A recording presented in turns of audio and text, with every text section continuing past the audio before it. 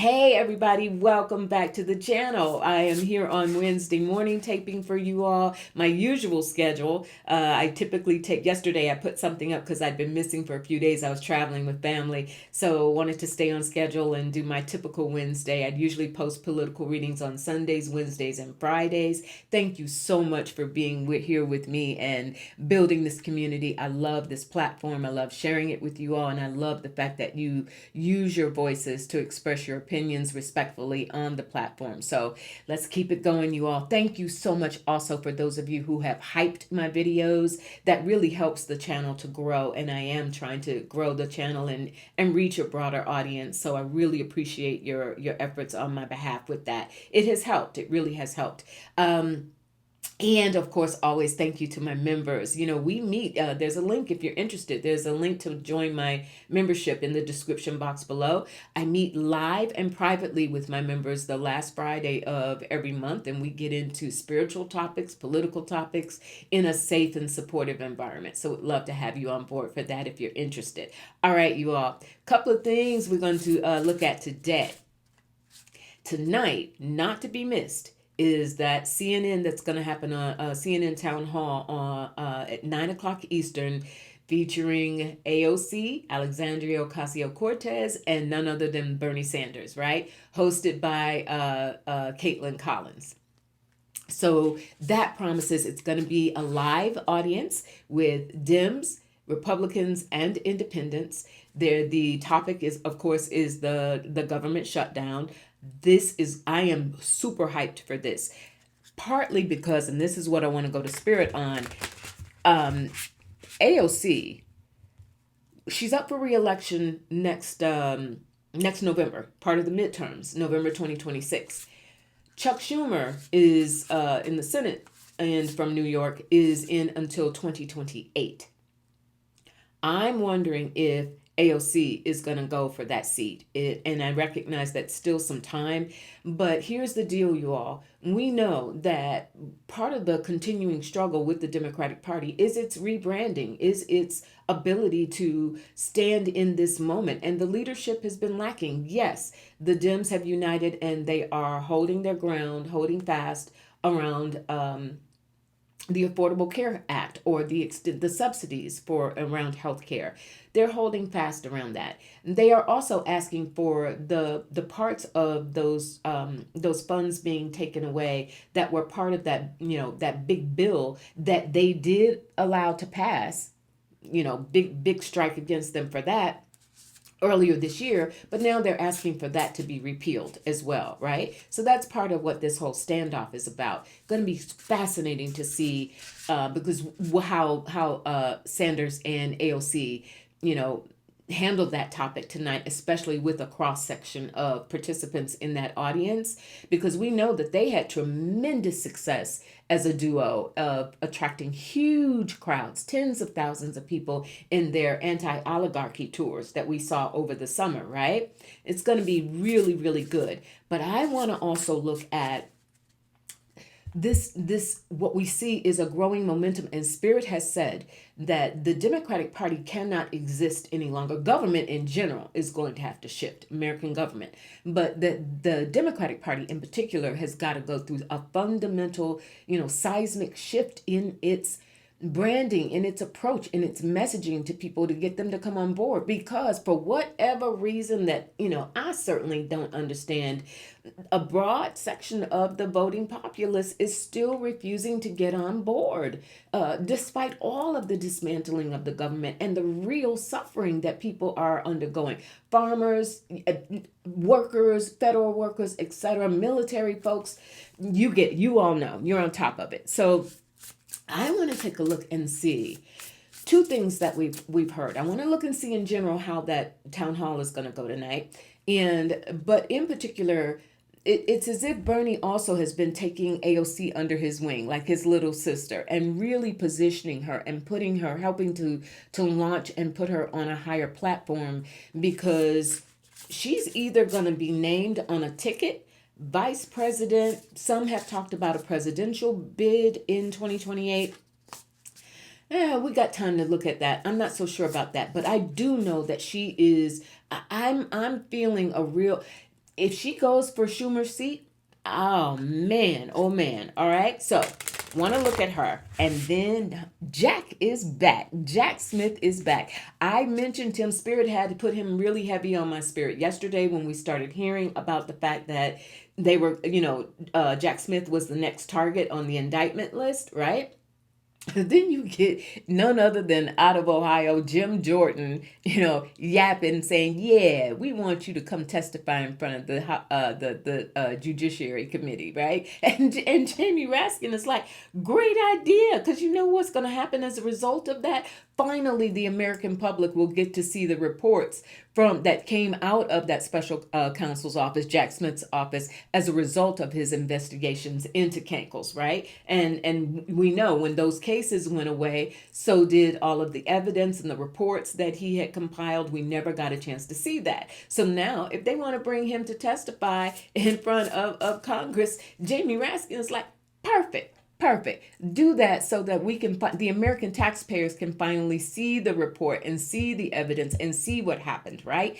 But they are, it's interesting because they are also sweating it. These congressional leaders are sweating it. Why? Because part of that investigation and why they're, the pretext of them making Jack Smith, calling for him to testify, subpoenaing him, is because of the phone records that he got from congressional leaders during the time of the election interference situation with Cankles, right? Those phone records. So they are hot about that. Do they what was in those phone records, and do they really want that released? So we're going to take a look at Jack Smith as well, and what's going to happen as a result of. I don't think it's been scheduled at this point. I think Smith has been requested to testify before Congress. I haven't been able to find where that's actually being scheduled. But in the meantime, after I did that taping yesterday morning, we had this interview that went live between Jack Smith and Andy Weissman, right? I'm going to put a link to that. It's lengthy. It's like over an hour long, but I'll put a link to that in the description box if you're interested, because I'm sure, like many of you, primarily we only saw images of Jack Smith, and he was very closed-mouthed, as he should have been during his investigation. So we really haven't been able to hear him in person to talk. Fabulous interview. So I'm going to take a look at that and the repercussions of that, and will we actually finally get to see some of this evidence in the report that he had prepared when Jack Smith was getting ready to take Cankles to trial. All right. First, Spirit, Alexandria Ocasio-Cortez. Tonight she'll be that town hall. How is that going to go? First, show us the energy around that. Will there be disruptors in that audience that try and throw her off base in particular, as well as Bernie Sanders? Will there be disruptors? How will they perform tonight? What will be the outcome of that town hall this evening? The outcome of the town hall this evening on the government shutdown. We have the Page of Pentacles. All right. Very methodical, very well thought out, their responses. This is also Caitlin Collins, who is a very interesting media person. Somehow, someway, always seems to get right into Cankle's stratosphere, even though clearly, CNN and he doesn't care for her, but she still manages to get in there and get some stories. We have the Nine of Cups. There is... So that's a satisfactory conclusion to this town hall. In other words, Sanders and Cortez are going to hold their own, even if, will there be disruptors? Will there be those who are sent into that town hall to disrupt, to throw them off? Seven of Swords, 100%. All right, a card of deception, a card of disinformation, misinformation. So yes, the GOP part, the MAGA, whomever's, they're going to have a few plants in that audience to try and throw them off with something that is completely false. But with that Nine of Cups energy, they're prepared for that. And I think that's especially where you're going to see Bernie shine. All right. So that said, Spirit, will this town hall sway voters and those who have been misinformed or disinformed? Will it help them understand the truth of what's at stake? Will it sway people and help them understand the truth? It will have some impact. There's a Two of Cups there, and that's a meeting of the minds. That's flowing communication, opening the doors to more communication. It's difficult. A lot of you have commented. There's the Baaack cult is so just being in a cult. How do you ship that? It becomes so much a part of your identity. But here comes the Ace of Cups, and y'all know, if you're with me, how we get on our aces. Notice that it comes still in cups, water, emotional reaction, the realization of this is something that we've got to face coming on the heels of that Two of Cups, a coming together and a recognition by many people that, hey, you know what these two people are up here saying, right? Senate and House, these two leaders, these two progressive leaders with a very populist message. So it's not, and Spirit is saying that actually works in the Democrats' favor, because the idea of jumping ship and buying into the Democratic brand right now, there's a lot of resistance in that, across the board, not just among the Republican voters. So this is going to help. The fact that they are not, quote unquote, hardline establishment Dems, but bringing it in from a different, more populist angle is going to be beneficial and help people in that Two of Cups energy begin to say, hey, maybe there's something on to it. And doggone if we didn't just get the Magician. Ruled by Mercury, communication. That somehow, despite all of the vitriol, there is going to be, as a result of this town hall tonight, you all, things start to shift. People are ready to listen to the voice of reason, listen to the truth. And because so many people, the reasons, again, healthcare, the reasons that are, for this shutdown and why the Democrats have taken this position affects so many, especially within the red states, right? Especially among Kankel's crowd. So yes, we will see that. Now, I'm going to pick up these cards and reshuffle a little bit. Now I want to look at AOC long term. Not feeling she like breezing through for her to be able to recapture her seat in 2026 in Congress. But Spirit, is AOC going to be perceived and literally moving into more of a leadership position, eclipsing, that's the word they just gave me, eclipsing Chuck Schumer? Is AOC going to run for Chuck Schumer's seat in the Senate? Is she positioning herself? Is she preparing for a run in the Senate? She positioning herself. Alexandria Ocasio-Cortez. Will she replace Chuck Schumer in the Senate for the state of New York? Will Alexandria Ocasio-Cortez, will she replace Chuck Schumer in the Senate? We have the Queen of Pentacles. That's her energy. All right. Oh, and I just got to hold that up there for a second. Look how powerful, right? Even looks like her a bit. Okay, so we know who we're looking at. Thank you, Spirit. Will she replace Chuck Schumer in the Senate? We have the 10 of Pentacles. My, does she have the support for it? And this is also the will of the people and the financial backing, the supporters for her to be, because we know right now, as I understand it, she doesn't take PAC money. She's made that a stance. She doesn't take PAC money. So she's going to have the support to do it. And the Sun. Okay, y'all. Now, that's not to rule out whether, Spirit has also been intimating that because of her growing expertise, experience, and popularity, this question mark around whether she'll be tapped even in the presidential race for a VP seat. I've been seeing some people are saying president. I have not. My guides have not given me that as of yet. But I have been getting little niggles around a vice presidential run. But that's a big jump from where she is right now to that. And certainly not impossible. But we got this sun around Schumer, around her running for that Senate seat. Watch, that's a done deal. Presidential election aside, that's a done deal. So her trajectory will continue to go up. This experience that she's gaining in front of a national crowd, and here comes strength to back up that sun. Y'all, it's done. Chuck Schumer might as well go ahead and start figuring out what he's going to do in retirement, because that's done. All right. Second thing, then we're going to move on now to Jack Smith.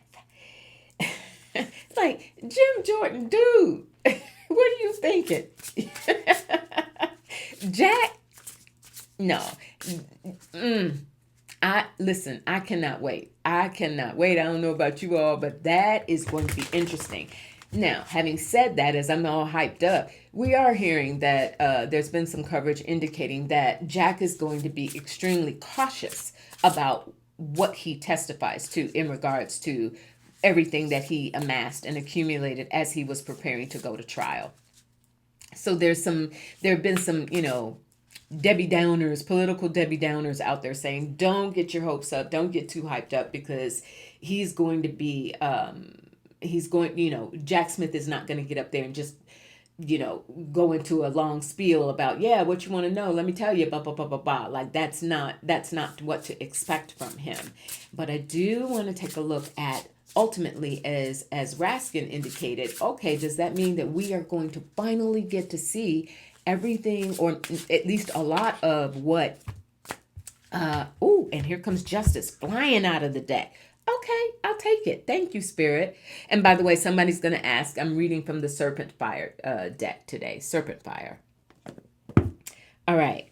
8 of Wands, communication. 3 cards fell out. 8 of Wands and the 3 of Swords. Regret by Jordan and these GOP congressional people who have been, drank the Kool-Aid and decided they want a voice, not just the DOJ, but they want a voice in bringing forward Jack Smith. They're also thinking that they're trying to build, Spirit is saying, I want to get it right.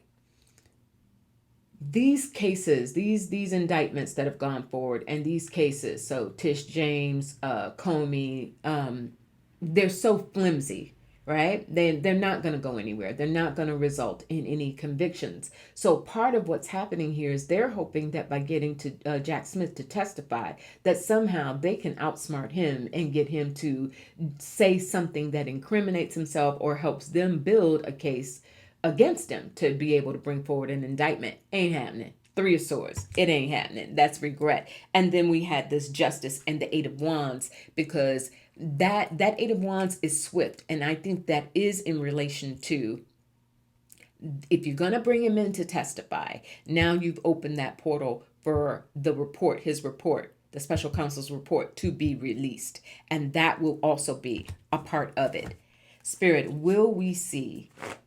Let's just get to the nuts and bolts of it. Will we see Jack Smith's report? Will documents be released to the public of his findings from his investigation? We have the 6 of Wands. Now, that feels like a process because you have to imagine just the sheer volume of what he had 2 cases, but right? Both the election interference case and the classified documents case, right? So there's a gazillion, documents out there. So this 6 of Wands feels like there will have to be a paring down of what he actually is requested to release, or what we will eventually see. Spirit, will we see the phone records? Those GOP Congress people who apparently were talking to Kankles in reference to his calls around the election case. Or what's being deemed the devil. They don't want that. because there's some stuff in those conversations. And remember, they may have been called to testify had that case gone to trial. The election interference case, had it actually gone to trial, some of those congressional folk were going to get called to testify in relation to those phone records. And that devil, ooh, it's almost as if Spirit is saying they're spinning a web, the Knight of Swords. Exactly. They're spinning a web for their own embarrassment. Like they're under orders to try and build something, get some meat on the bones of a case that they could potentially, build against Jack Smith. But in doing so, they're just releasing their own demise, releasing information that leads to their own demise and their own complicity in what Kankles was doing for entertainment purposes only. Right? All right. And we have the Ace of Cups. Spirit is giving me confirmation on that. Thank you, Spirit. All right. So, yes, we will see some documents that will come out of the investigation should they go forward and really press all the buttons for information and testimony from Jack Smith. We're going to get because Raskin is chomping at the bit for it. So there will be this request for actual solid information to be released that we never got to see because it never went to trial. We're going to see some of that. I don't know about wholesale, all of it, but we will see some of it. Knight of Pentacles. It will be slow rolled, but it will be meticulous, as was his investigation. We know that about him. Meticulous, right? And if we could just go ahead and share a chuckle about Eric Trump coming out talking about that Jack Smith planted some manila folders in the White House so that he could build a bogus case. And then social media lit up with, Eric, you do understand that Jack Smith hadn't even been appointed special counsel when they went to Mar-a-Lago to retrieve those documents. He wasn't even, and he was at The Hague, if I'm not mistaken, right? He wasn't even in the country. Not only had he not been appointed yet by Merrick Garland, but he wasn't even in the country. Eric, like, dude. Think about it for just 30 seconds before you haul off and say something. But that also goes to that following, that within that MAGA cult, there will be those who hear those words out of Eric Trump's mouth and just take it as gospel and not bother to check the facts, right? And perhaps not even tuned into social media and media organizations who have released that truth, who have highlighted that truth. Hey, guess what? Dude wasn't even part of the situation when all of that occurred. So, come on, for real. All right, you all. I think we got what we need here. Queen of Wands. Oh, so Pam Bondi is a little bit in a bit of a knot here, because we're seeing this whole talk about replacements. We're seeing this whole shift occurring with Lindsay Halligan and Bondi, right? We're seeing this shift. We know that Lindsay Halligan is moving forward with the Tish James indictment. She moved forward, didn't say a word, didn't pick up the phone, didn't send a text, she just did what she did, but she didn't do that out of thin blue air. She did that because somebody in Kenkel's sphere told her, girl, don't worry about Pam. You do you. You understand what your orders are from us. You do you. But that dynamic is going to be very interesting.